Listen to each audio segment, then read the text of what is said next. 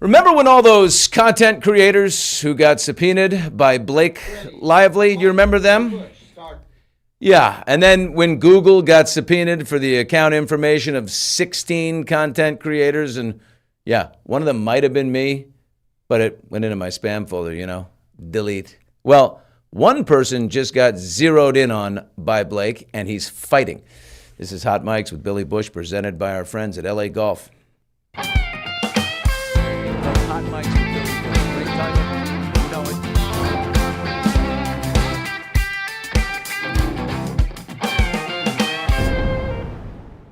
Welcome to Hot Mics. Thank you for joining us. I'm Billy Bush. We are on TuneIn. We're on YouTube. We're everywhere. Blake Lively hands out subpoenas like flyers to a Chinese restaurant. She is absolutely certain that content creators are or have in the past been coerced or greased to cover her negatively. And I mean greased by Justin Baldoni and his lawyers. One creator in particular is in her crosshairs right now, Andy Signore of Popcorn Planet, and he joins us momentarily. But let's set the table here.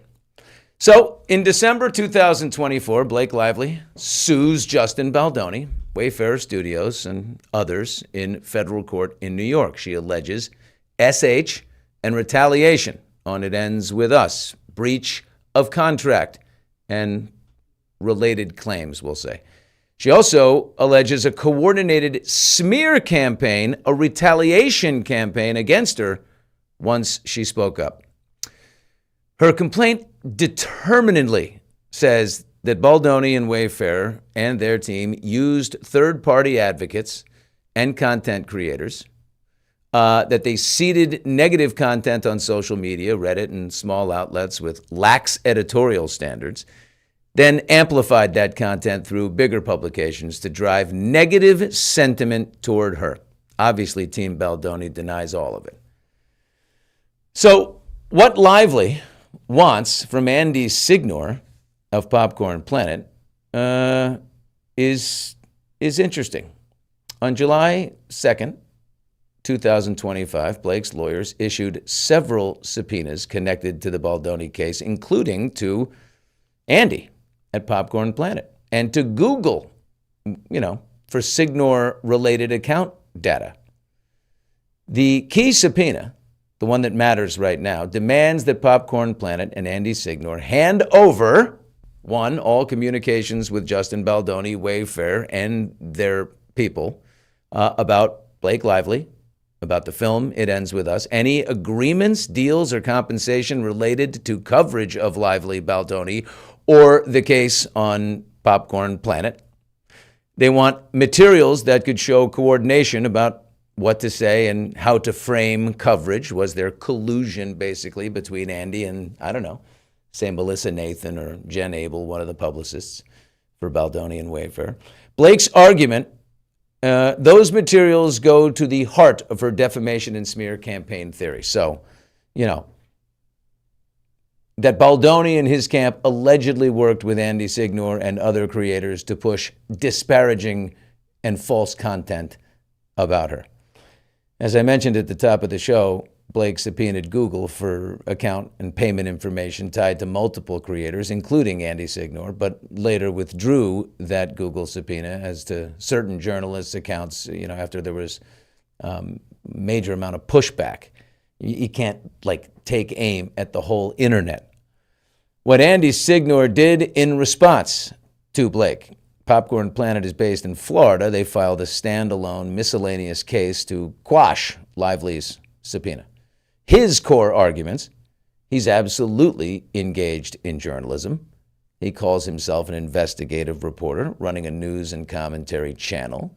The subpoenaed materials are protected by Florida's journalist privilege statute, a broader federal First Amendment reporter's privilege. And the subpoena is an undue burden, he says, and she should get the info from Baldoni and Wayfarer instead. Publicly, Andy Signore has framed this as a chilling attack on independent journalism, a threat to whistleblowers and content creators if they can't protect their sources. What the judge just decided last week on December 2nd, 2025, just last week, federal magistrate judge Lindsey Griffin in Tampa denied Popcorn Planet's amended motion to quash the subpoena, and they sided with Blake Lively. Key points from this Judge Griffin's ruling. 1, Popcorn Planet is little more than a YouTube channel. Signore formed it as a Florida for-profit media production corporation. He's the founder, the CEO, the host, the editor, the producer. Basically, he's a one-man shop, not a traditional newsroom. So he can't be a journalist, I guess. No Florida journalist privilege for him, at least on this record. The court held that he failed to show Popcorn Planet fits into the statutory categories: newspaper, news magazine, news agency, press association, radio, TV station, network, news journal, whatever. Being a YouTube creator, even one covering news, does not automatically qualify as a professional journalist under Florida's statute. But you have to ask, does it automatically disqualify him? The judge found Blake met the high bar to overcome any qualified protection because the requested communications are directly relevant and material to her claim that Baldoni and Wayfair orchestrated a defamation campaign using third-party content creators, and that she tried and failed to get the same material from Baldoni and Wayfair. There's a compelling need. It goes to the core of her defamation theory, she says. So it's very interesting. The court said even if Lively had to exhaust other sources first, and the court said she didn't, she already tried and came up short with the actual defendants, Wayfair and Justin. Interesting is, Judge Lewis Lyman, who's presiding over the main event, Lively versus Baldoni, restricted Blake when she attempted to force Team Baldoni to turn over all of their internal communications. She needed to show a specific non-speculative basis that they are tied to her claims. The judge said no. Andy Signore isn't being sued. He's not a defendant. He's a third party. So different rules apply. Blake can ask for Andy's communications between him and Team Baldoni, but she can't automatically, rummage through all of Justin's internal emails, to or about content creators. So I think it's also different rules in Florida and in New York. But at this point, with all that set up, we welcome Andy Signore, who's joining us right now from Tampa, Florida. Andy, you there, my friend?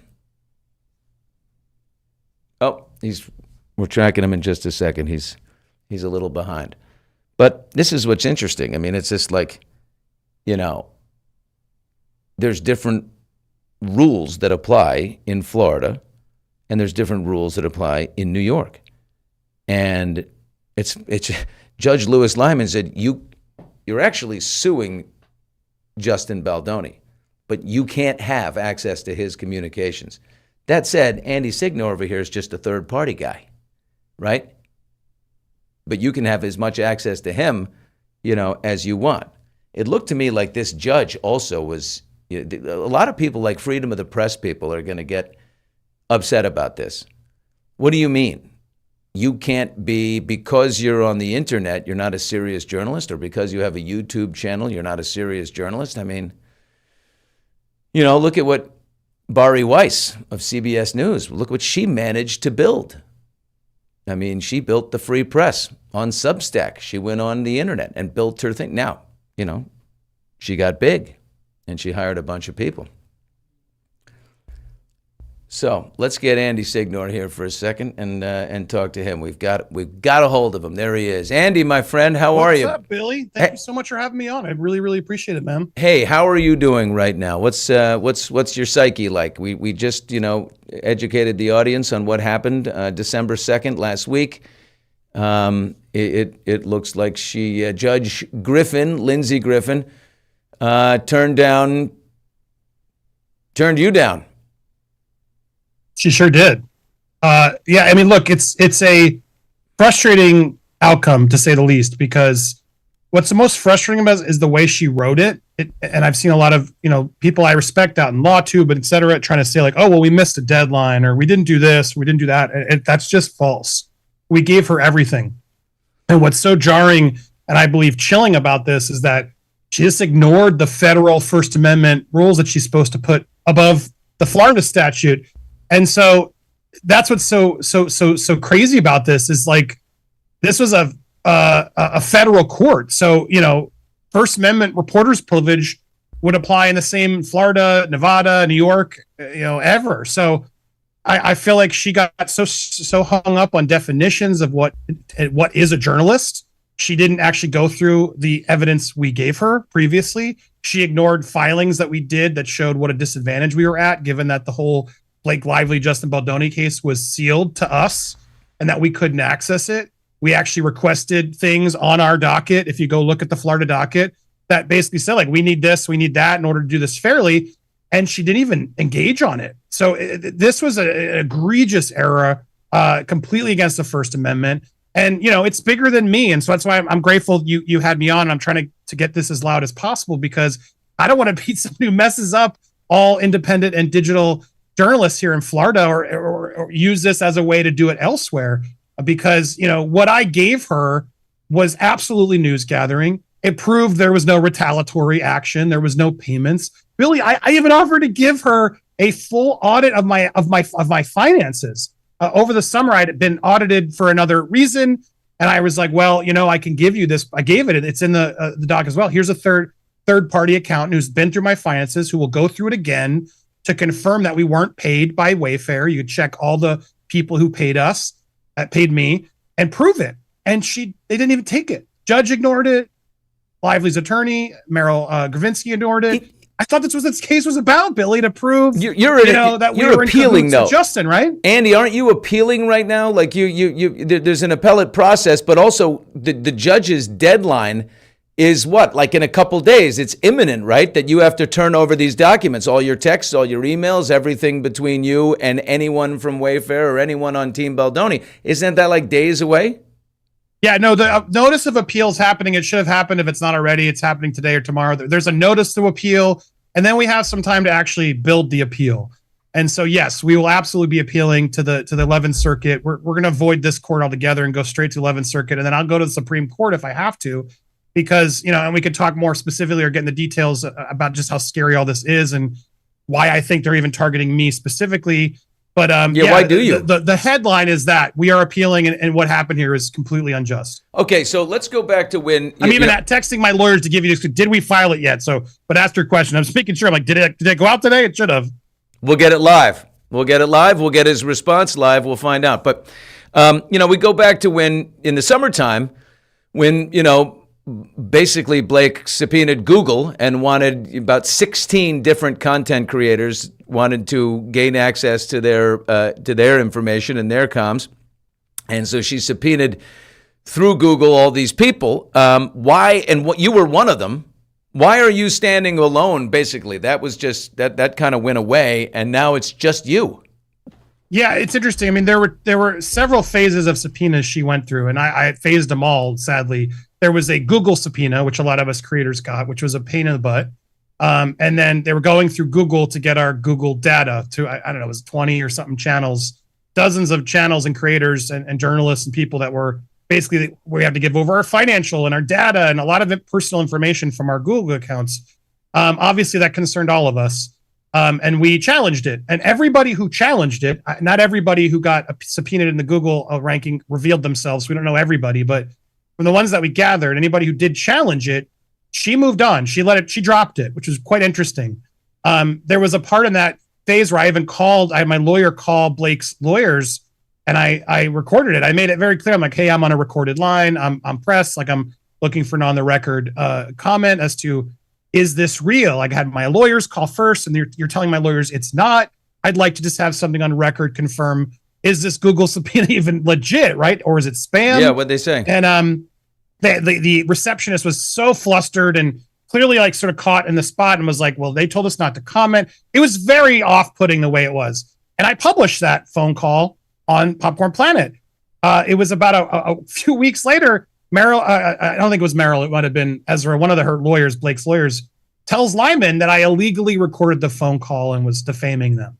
Like, which was completely false. If you even go to the link that they had in the filing, it's very clearly showed that I announced we're recording and I was, on the record. So they're just playing sneaky all this way. So what's interesting though, that coupled with a lot of the stuff that the YouTube, the other creators fought back on, I don't think Blake wanted any of that to be on the docket in the federal case. So I think that's why anybody who challenged, ultimately, she just threw it away because she knew that looked bad. Yeah. Perez Hilton's another one of mine who went through the same thing, now a personal subpoena, and he got the ACLU involved. As soon as they got involved out in Vegas, Blake dropped it because, again, she didn't want to look like I'm fighting the ACLU. What freedom of the press, groups have you received support from? Have you? Well, Perez connected me with the ACLU. We're in talks with them. We've been talking with a bunch, but I point all that because you asked why me, and I think Perez got out that way. The YouTube people got out because they were now fighting Google. I'm still sort of stuck in Florida fighting it with my lawyers, and I think they thought, well, you know what? Let's get this. We can maybe get this out of him. Plus, I'm making a documentary. There's a bunch of other reasons, but I think that's ultimately why I'm still sort of the last man standing, if you will, fighting this personal battle, because they thought, well, maybe we can get away with it. And they knew they had an advantage, Billy, because it's in New York, it's a federal case, but it's in Florida. I couldn't get access to their New York federal filings, which I should have to had a fair case. And they knew that I wouldn't be able to access it the way I did it in Florida. So they used that to their advantage in a way, and the judge completely misunderstood it, and that's where we are. But yeah, as for the Florida other groups, the Florida we're looking for more. All. Do you know any? Please put me in touch. Yeah, the Florida of it all. Is it does it tend to have? They talked about this, Florida statute of what it is to be a journalist, and is that less friendly to a digital content creator than other states might be? No, it's all in the definitions. Is what's so strange is as I'm learning, it's like, what is a journalist? They have specific breakdowns. In fact, I think I have the Florida Journalist. I can read it to you again. I bookmarked it because I've been using it so much. A professional journalist means a person regularly engaged in collecting, photographing, recording, writing, editing, reporting, or publishing news for gain or livelihood. That's me. That's you. It's a lot of us out here. But then it goes, who obtain the information sought while working as a salaried employee of or independent contractor for a newspaper, news journal, news agency, press association, wire service, radio or television station, network, or news magazine. And so those are the terms that then we get hung up on of, well, you're not a radio network. YouTube's not a TV network. You were on TV, right? So you were a TV journalist. Now, going to digital, which is where everybody is more. Like, should you now not be the same you were then because you came here? That's pretty much what she's implying. And I just think that's incredibly dangerous. I would also argue I fall into the term network. I feel like I am a television station, as are a lot of online networks. And the Florida, depending how you want to read these definitions, you could read it in the old school way or in the new media way. And that's, I think, where she got caught up and where this is going to come to a head. And what I hope to sort of change, at least here, especially in Florida, is to me definitively make it clear, no. Online is also a network. Magazine, TV network can include digital versions. And I think that's incredibly imperative moving forward as we all, get into this new digital landscape. We are live right now on Hot Mics on YouTube and TuneIn. Andy Signore is our guest. He is the proprietor and operator of Popcorn Planet. And he is he's facing a subpoena here that has to be answered in a couple of days, where Blake Lively basically wants all of his communications, all of his interactions with Wayfair, Baldoni, anybody connected to him. As I've told you before, Blake is obsessed with the idea that Baldoni's team has been paying content creators to smear her, basically, marshaling this great big lobbying group to go after her. Andy, I got to ask you at this point, I assume that's completely untrue, right? You've never received $1 from Baldoni or anybody connected to not him. Only that, I put 2 sworn affidavits in the Florida court saying as much. Absolutely. And I gave them opportunities to check my finances to ensure I wasn't covering that up. Why would I offer that if I had something to hide, right? Right. And they didn't even take it up on it. Isn't that strange? And let's say they do get a hold of your communications and it works between Wayfair. Is there anything in there that you wouldn't be proud of? No, in fact, I expect some of my communications to come out anyway through the legal processes. And no, I'm not worried. I've had, earlier in the conversations with Lively's attorneys, they told my lawyers, just give us the source and we'll let it go. And I was like, no, I can't give up a source. Like, you can't do that. It would be to destroy my credibility. That's what they wanted ultimately, because I have, between my sources and the case and this documentary I'm doing where I have crew members from the film speaking out, they wanted to know who I was talking to. And I was like, no. And so I fought back and I challenged. A lot of the communication will come out potentially through other means, through the law, through the law. And that's fine. Like, of course, that's how it should go. But as a journalist, if I were to give up my source, Billy, wouldn't that destroy my credibility in trying to get future sources? Would you trust me if I'm like, sure, Blake, here's the source? I think they were purposely trying to destroy me because I've been such a critic of theirs. Yeah, I think tie goes to the runner here because they have no definition of what a journalist is. I mean, I worked at NBC News for many years. I never had a card or anything that said, I never had a badge that said NBC News, I'm an official journalist. I never had that. Although I did go and apply for a press pass here in Burbank, California, and did get issued a press pass in order to cross police lines, which was helpful during the fires. But I don't know. Does that make me, look what I'm doing now? Does that make me more of a journalist? We're doing almost very similar things. And by the way, you're doing it very well. You've built up an incredible following there. You have a great platform. Congratulations on that.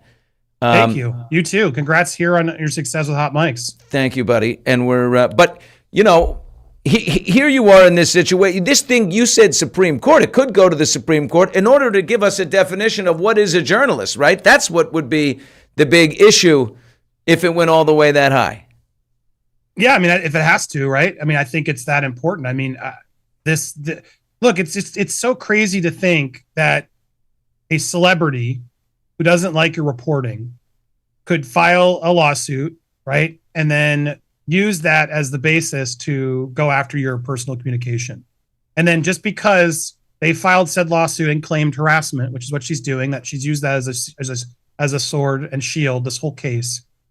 Because it's that, we have to take it even more seriously, even though I'm still waiting for examples of what the actual harassment was, to be fair.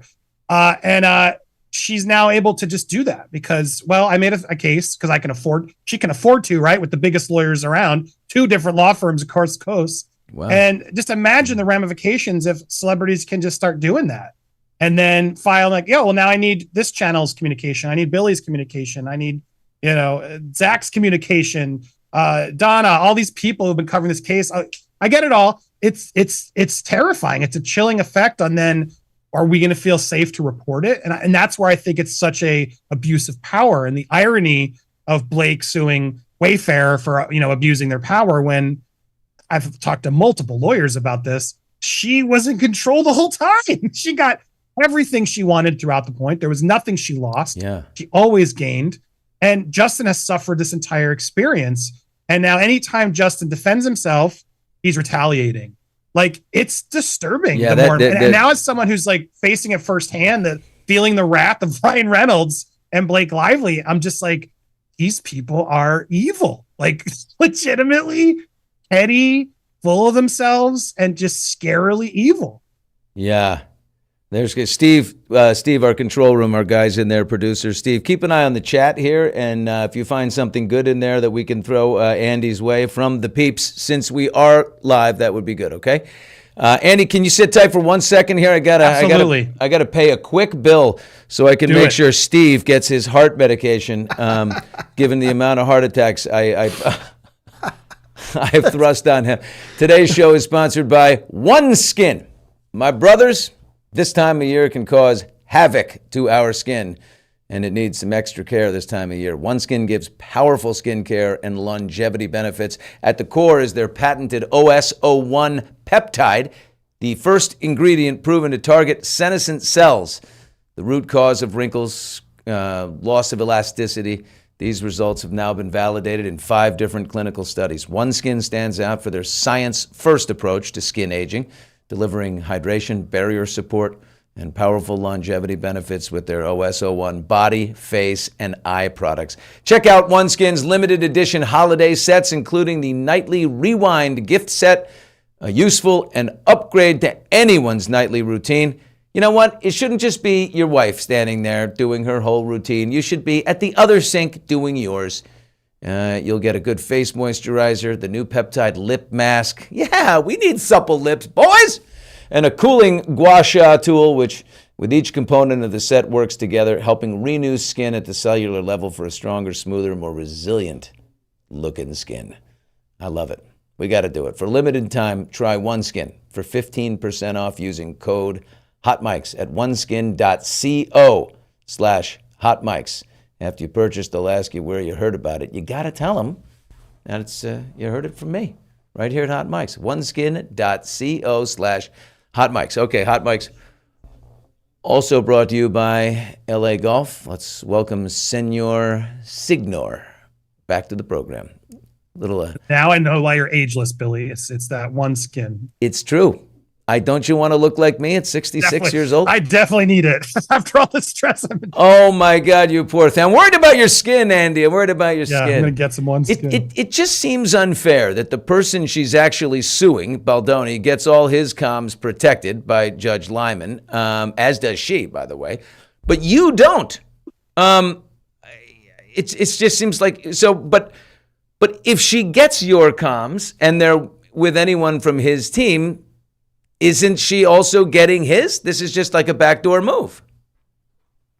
Well, yeah, and there's a precedent, right? As a non-party in the case, which I am, as a journalist, I'm supposed to be the bottom person you come to first. You have to go through all the other means. Like that's in Florida, that's everywhere. And this judge just didn't do that. This judge also just sort of deemed, like this recent ruling of the delay, the fact that Judge Lyman acknowledged that there's still a lot to compile and go through, goes against my own judge's ruling, and that sort of the urgency and that my correspondence goes to the heart of the matter. If anything, all it showed was my judge's, I don't want to say ignorance, but because I'm still trying to be respectful to the judges here, Billy, but just they did not have all the information about how big this case was, how complicated it was, how many journalists people were talking to, including Blake's side, what actually was defamatory or retaliatory versus what was just plain news gathering. And so she did me an enormous disservice, and then also revealed stuff in my privilege log. I mean, I can express a little bit of that, Billy, if you're down, because Justin and team are now about to go through it, and I just dealt with it. I don't know if you've been in that case where you've had to give stuff on camera. You were asked to submit a privilege log, basically a list Correct. of documents, a list of the documents or text exchanges that you sort of felt you are off limits. It's laborious. It's time consuming. The judge deemed yours to be late and sloppy, I believe, but I assume you chose not to battle document by document. But you're saying, look, let's address the issue as a whole, right? They're all privileged. Well, yeah, I mean, to echo another point you said, it was late and sloppy. It wasn't. Sloppy, perhaps by her standard, but the fact that we got so hung up on the, format of the log versus the actual privilege and what the content was also very problematic and will be part of our appeal, because she kept wanting us in certain formats that we delivered what I've seen has been a privilege log elsewhere. We delivered it on time. But the issue was Blake requested every email and message I said that had the word Blake in it. As someone who's been, how many do you think you and Steve have in your correspondence of mentioning the word Blake just in sort of preparing stories for the day, right? Yeah. It's a lot. So I had to go through all Plus, of that. His the burden dog was is real. named Blake. Yeah, exactly. I have another friend named Justin. So it's like, imagine you and I'm Steve also having to go dating through a woman named Blake right now, a different Blake. So if they went after everything Blake with me, I would be in trouble. So I did that. I went through everything. I knew there was nothing to first use, but I had to go double check and make sure it all. And that took days. It took time, which I couldn't spend working, and then cost money, all because Blake demanded it without any reason or why am I even in this? I don't know, that she never proved it, but the judge just forced it. And then I go do all this. I give them the privilege log, and it's not to their standards is what actually came down. And then Blake's like, how can we trust it? Even though I gave them no reason not to. And so then we went back and had to go more specific. And that was what was deemed sloppy. But if you actually go look at what we provided more than probably we should have, if anything. And the judge should have seen that as, being, open and forthright. including third-party account, what's that called? Like people who audit your stuff, who do this professionally for legal firms. Like it costs like 20, 30 grand to hire a firm to go and make a proper privilege log. And they're a third party. So therefore Blake can feel like, okay, they're not hiding anything. I do it. My lawyer goes through it, but she can still not trust us, even though we're saying, we swear. But we offered that. Right? Here are 2 places locally that have given us numbers. Here's the account. I provided everything. And more importantly, I gave her the only correspondence that really was relevant at all. That was not, troubling by any space, but was relevant. And I gave it to her in camera. She had it for weeks. She then requested me to give the attachments. There were a few attachments in it that weren't in the original log, which we said, oh, sorry, here are the attachments. All were just standard stuff. There's nothing in that log that I'm worried about, that I'm nervous about, that shows wrongdoing. And she had it. And she misinterpreted it as, oh, well, you got information on a story, in a way. But it was like, well, yeah, this is a story that every other news outlet got as well. This wasn't something nefarious or wrongdoing. And so this idea that I was news gathering, and it was clear news gathering, that other news outlets were also gathering, proved everything. But she didn't know that. She didn't understand this case. She didn't understand what other people were doing. And they used that against me. And then sort of her ignorance on it all and her frustration in formatting just made her rubber stamp it in a way that I think she's gonna regret it, because I've spoken to already several groups and other lawyers, and they're like, they're dumbfounded when they read their order, like, well, it sounds like you were sloppy and you missed things. And then they go through and like, oh, wait, you didn't. You actually did declare journalist privilege right away. You did declare your case laws are actually what relevant and needed. She ignored it all. And that's what's so frustrating. And I feel like Blake and Ryan win again, because now they're sort of sitting back like, we're burdening this guy even more.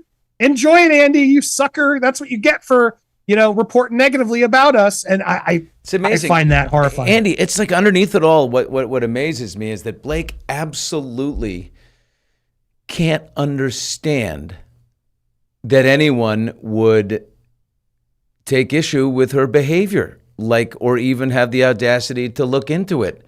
I'm just going to sit here and I'm going to annihilate this guy, Baldoni, and you're all going to, trust me when I say it's for good reason. And no, the idea that, this is what people do. Most people have a strong justice gene in them, and when they see a blatant abuse, especially with all the tools that are at hand on someone who's high profile, it's of interest, and they go looking, and they go hunting, and they go, exposing. And she just can't believe that people did that on their own. There's just no way. I'm too loved. I'm the gossip girl. I'm Blake. You're not going after. And that's what's at the heart of this. And so she's going to go and dig and dig. In the end of the day, I think it's going to be embarrassing because she's made it so public.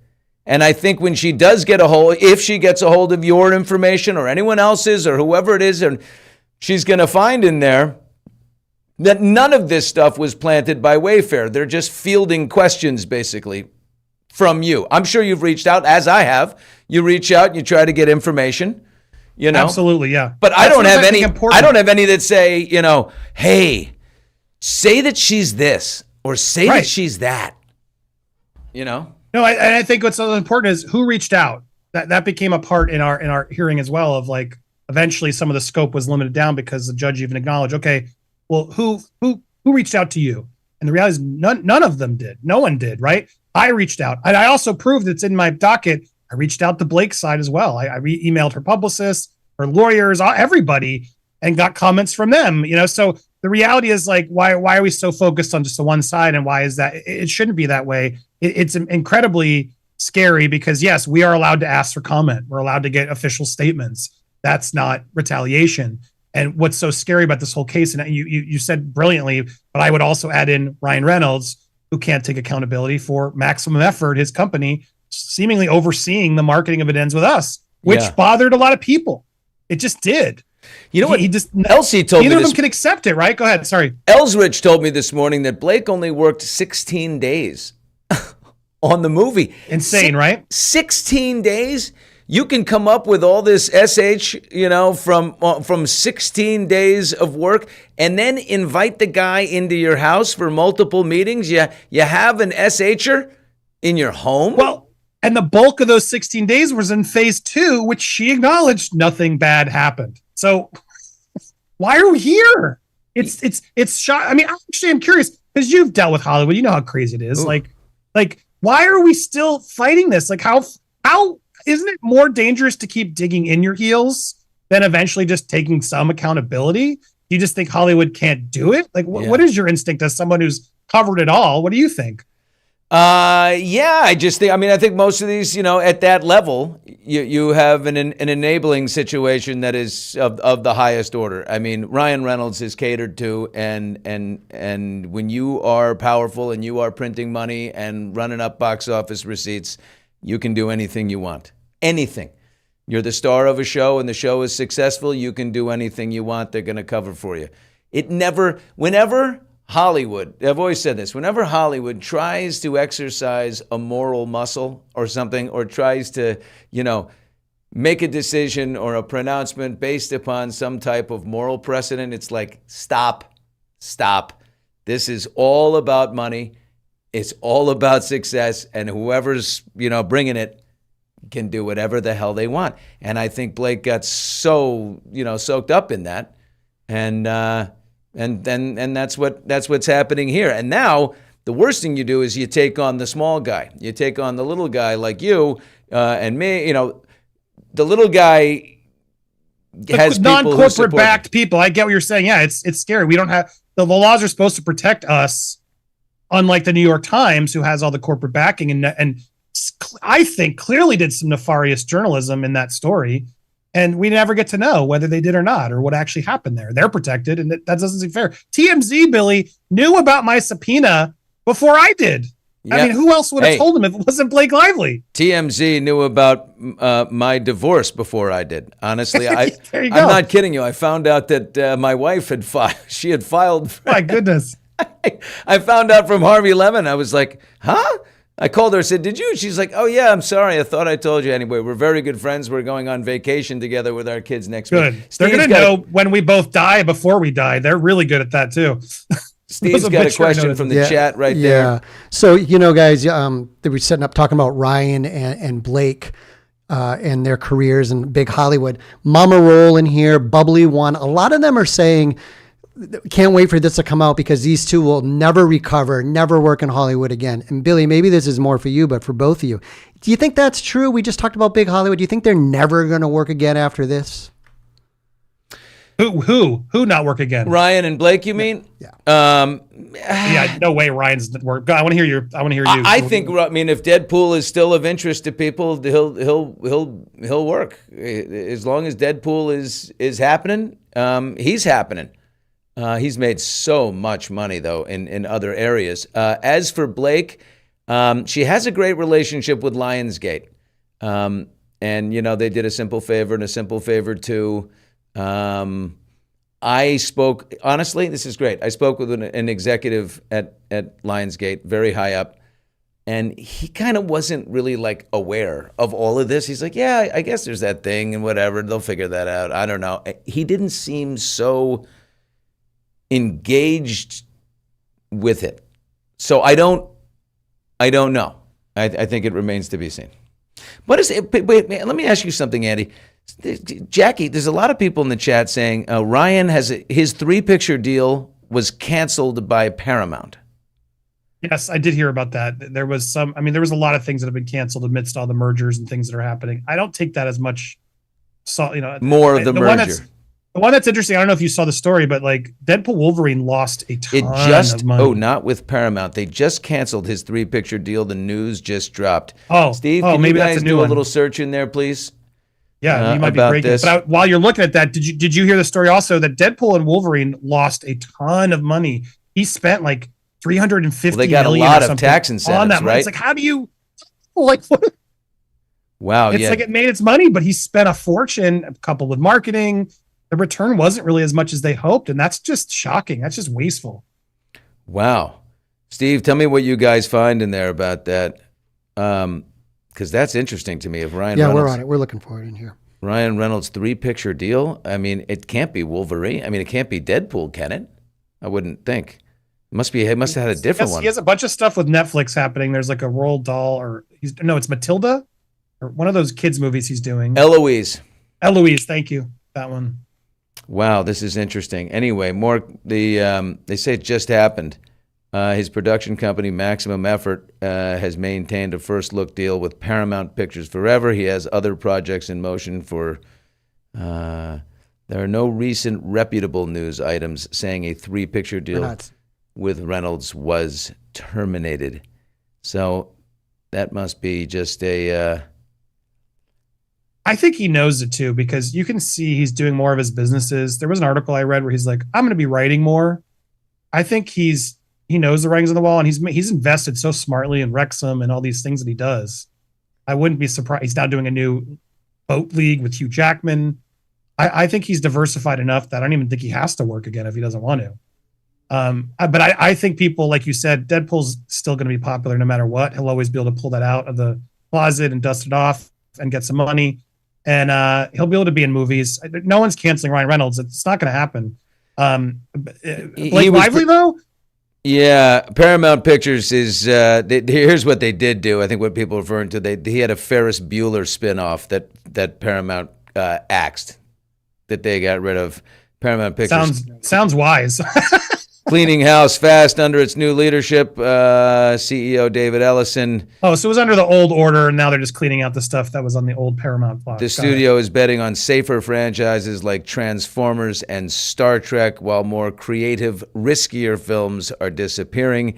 That's apparently a creative and riskier. Paramount recently canceled several high-profile projects, among them Victor and Sam's Day Off, a planned spin-off of the classic Ferris Bueller's Day Off, and that was produced by Ryan Reynolds. Okay, so he still has Deadpool, he still produces it, he still stars in it, he still makes a shit ton of money from it. So I don't think he's getting... I was curious, though, because I think Blake Lively is going to have it way worse, and I'm asking you now, like, do you think, as someone in the industry, don't you think producers and others who are paying attention are going to be like, I'm not touching her. Like, I don't want to be anywhere near a set with her, given all that she's going to take over and claims she could make. Don't you think that could hurt her? I do. I also think what's interesting is nobody is coming out to support her anymore. There was a minute there where everybody supported her because Hollywood is so, beautifully wanting to be on the right side of justice and the moment, that when she made her claims in the CRD complaint and all that, she had everybody support. Brandon Sklenar was supporting her, and Jenny, and all these people, and Marica Ferreira steps out. They're all there for her. And now I don't know where any of them are. Last week we saw that video of Justin Baldoni going out to the Andy Roddick, charity event, and there's all kinds of, well-known people there. We saw a chat with Rainn Wilson, is a big friend of his, and they're in a so I don't see anyone supporting Blake on that front. That's not good. Hollywood's known to be fickle, but you know what I mean? Like, if this is a big deal, if your best friend was SH'd or someone you love and care about is SH, you'd be out there speaking up for her. No one is. Well, Brandon Sklenar even just rewrote his story about how he got his new movie, the one that's out this weekend with Sydney Sweeney. He's like, oh yeah, Sydney Sweeney suggested me for the role. Even though Paul Feig is directing, has made it very clear it was Blake Lively who connected it. So he's out there like, was Good Morning America or something, leaving a quote out, and you're like, oh, interesting how you're erasing her from your history. Yeah, you know what? In fact, I have all that. I want to do something on that here in a second. I'm going to get a little... Steve, you have another commercial we need to drop in? Is that what you're saying? Are you saying that PrizePicks has to go? I'm doing a little... I'm doing some picking in the sports world, Andy, and I'm not so good at it. But today's show is sponsored by PrizePicks. We thank him for that. It's my favorite place to win money when I do. It couldn't be easier to use the app. Making the right picks is a little different, but you create a lineup by choosing more or less on a player's statistics. So how did I fare Monday Night Football? Did I nail my second pick 3 power play in a row. Look, I got the first one right. Jalen Hurts, he did throw for more than 193 yards. Ooh, and Justin Herbert, I got that right.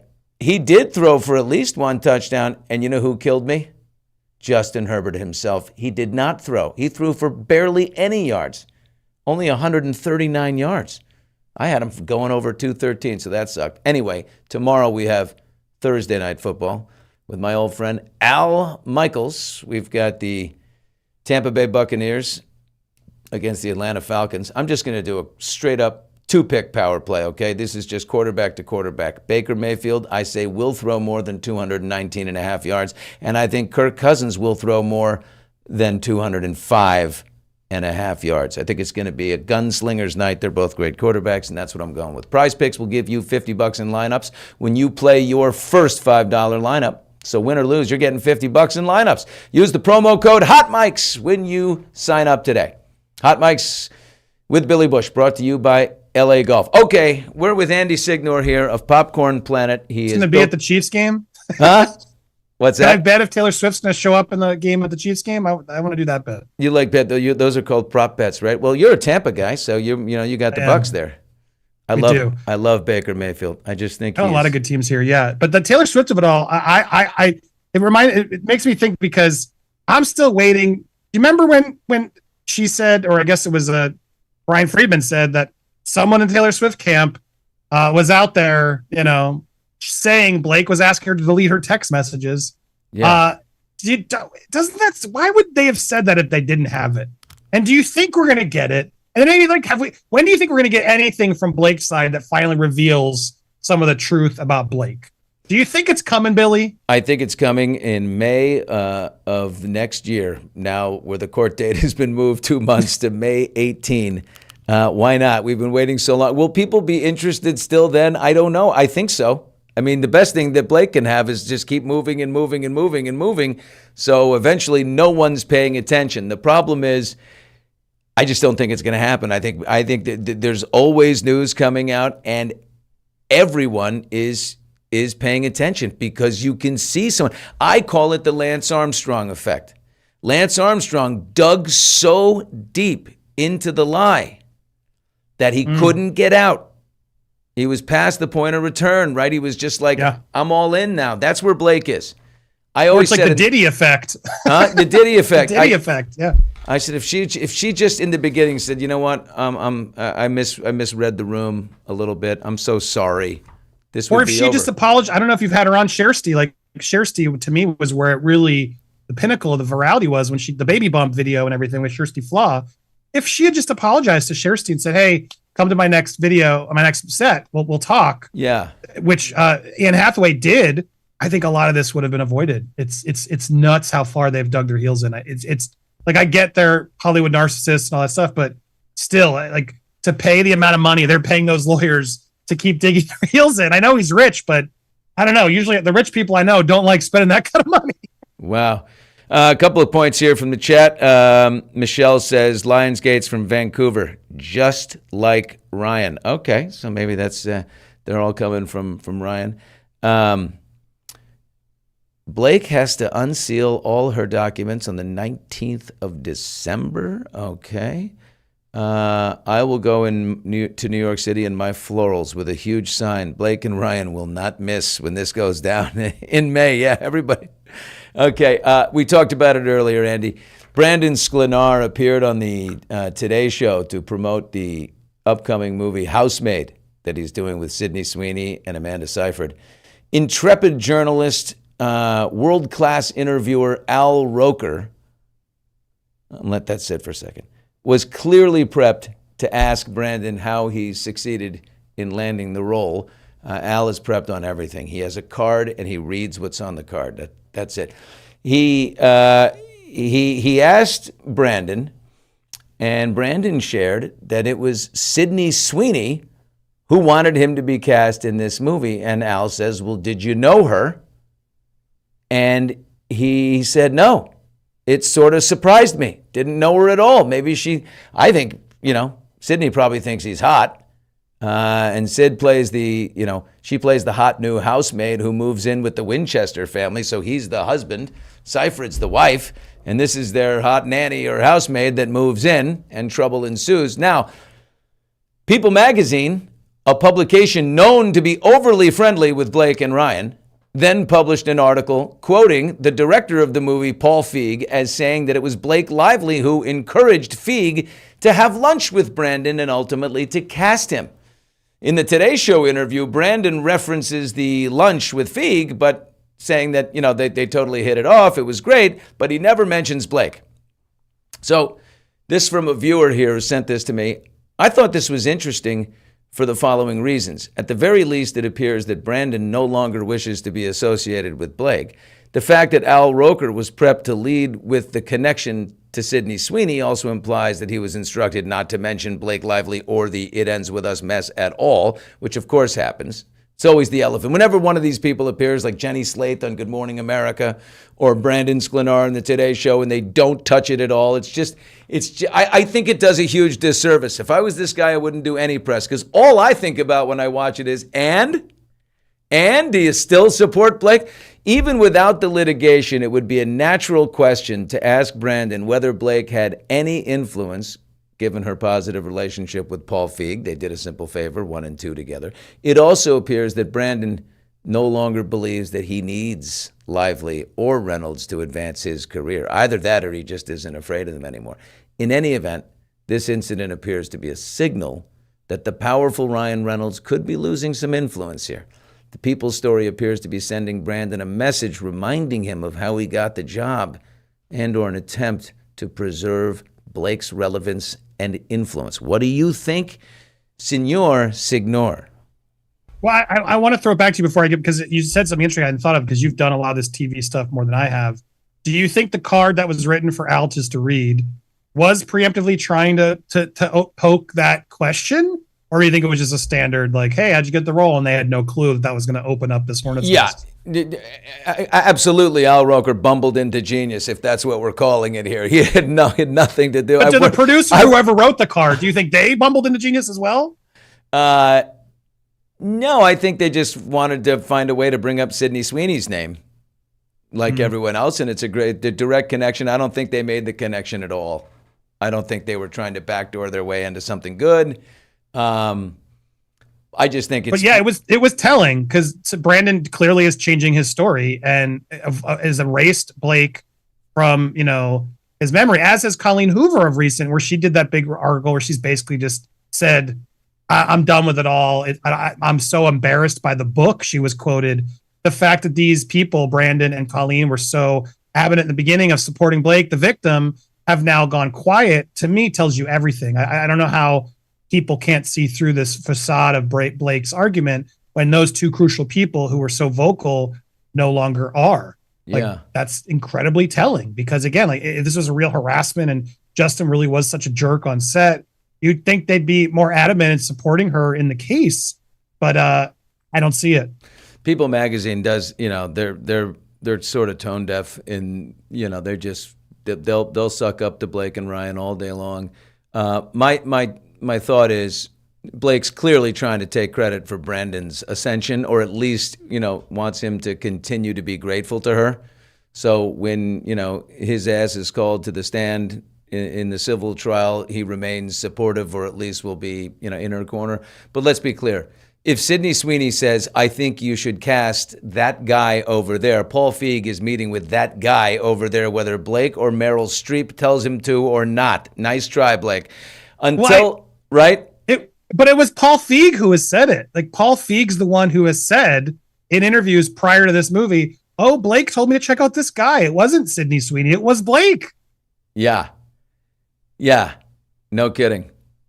So when you hear Paul Feig, and I think there's 2 interviews he's done where he said it, 2 interviews, Paul Feig's not like a written, oh yeah, Blake told me about this guy and I put it off. And then I met him and he had such energy. I'm sure Sydney maybe said it too, and they all wanted to take credit, whatever. But my point is, it's just interesting that Brandon has now erased that. He's choosing to not at all mention her name, because now the Today Show would have, what would they have done if he said, yeah, so my friend Blake Lively told Paul to have lunch with me. And then if I'm on the Today Show, I go, who? Who? That's probably what actually happened, because Brandon wore a pendant from one that Justin wore, and then someone called him out on it, and he even literally said, "I'm so dumb. I didn't even. It meant nothing. It meant nothing. He's just wants to avoid this at all costs." So I almost wonder if that was his people are like, if anybody brings any question that can connect to Blake, don't say her name, because if you say her name, they can then ask more questions. And I wonder if that was almost maybe damage control mode of him trying to avoid it altogether. It's both parties. The interviewer and the interviewee went way out of their way to never say that name. That's all there is to it. That's for sure. So Andy, back to your situation here. I know you've got you're in an appeal process, and you're going to try and take it to the 11th Circuit, and you're going to hopefully get a favorable ruling there. You said you'd go all the way to the Supreme Court if you could, and if it's necessary. What's this doing? How are you paying for all this? It's I know you have a big following here, but I thankfully our community rallied up. We created a Give, Send, Go. They helped with the first round, and now we've set up a second one. You can go to our website, Popcorn Planet, and also just become a member there. That was an interesting part of it, because the judge was literally declared us as little more than a YouTube channel with a merch site on our website. But if you go to our website, you'll see it's actually a member-driven website where you can get our documentaries that we've done. It Ends With Us, It Ends With Justice is what we're calling our Blake Justin documentary. That's going to be on there. We did one about Meghan Markle. We have others in production. Plus, we have other, full news feeds and stuff. All of it's on the website for our members, and that is another definition. So the website has a lot, and that's a place you go, as well as the news feeds and stuff to tell it. But on the website, you can find our Gifts and Go. And that we've have such a generous following of people, because I don't like to ask or have to beg for money, but at the same time, like it hits. It's not only just the lawyers, but all this work to prepare for the appeal, to do the privilege logs that they needed has taken a hit on my income and my family. And I refuse to let Blake just, ruin my life. And the audience is willing to step up. They have the choice, and I've given them the choice, and they decided to help. So I'll accept it. And I'm grateful to them. And without them, I don't think we would have been able to continue to go this far or continue to finish the documentary without it. I'm always kind of smart about it, because I don't want to just ask for money. We have a It Ends With Justice investor pack on our website, on our store. It's an exclusive shirt, and it's a fun sticker pack. See, Billy, I can send you one. Team Toxic Positivity, Never With Teeth, Nobody's Dragon stickers. And then they also get an investor title in the credits. And so by giving a little bit extra in the donation, they get a pack to sort of justify. So we're trying to involve them in creative ways. In our merch, I have a subpoena this shirt. All of it is there to try to help us subpoena towards the documentary and the cause itself. Andy Signore of Popcorn Planet. Okay, my man. The next thing is, you texted your lawyer, by the way, in the beginning of about the appeal process. It's being filed tonight. We actually have more time, but yes, it's a notice to appeal that's filing. If not, so by you don't have morning. to turn over. You don't have to answer this, judges. But we have 30 days, I guess, is really what it is. So we have 30 days for the full-on appeal, which still gives us some time. But the notice of appeal is going tonight. But yeah, we still have some time to do it. We have spoken to some bigger agencies and groups. I've gotten in touch with the ACLU in Florida, but they've been busy. They're trying to get us in touch with the main office. But if anybody out there knows of a agency, free speech advocacy group or anything like that, by all means, even if we've pinged them already, I don't care. You can hit us up at press@Popcorned Planet. It's popcorned with an ED. People forget that's how the spelling. It's not Popcorn Planet. Yep. Press@Popcorn Planet if you have insight or reach, or anybody out there willing to help us spread the story. And I'm so grateful, you guys. Steve, thank you, and Billy. It's popcorned with an ED. People always forget that part. There it is. But I'm on this tour right now, really just to sort of. I don't want to be the one who screwed up independent and digital journalism in Florida. I really feel a pressure on my shoulders to take this as far as it needs to go to defend other people reporting on the story. I refuse to allow celebrities to just subpoena journalists they don't like and get what they want. I just feel like digital journalism is not taken seriously enough anymore, even though our own president has a press pool filled with journalists. And I think digital journalists, right? Right. It's imperative that we acknowledge that officially on the record and stop living this archaic definition of, well, you don't have a newspaper. Who still has a newspaper? Yeah, exactly. It's crazy. How old is this judge? Judge Griffin might be like... He was young. Young, right? Yeah. I was thinking, okay.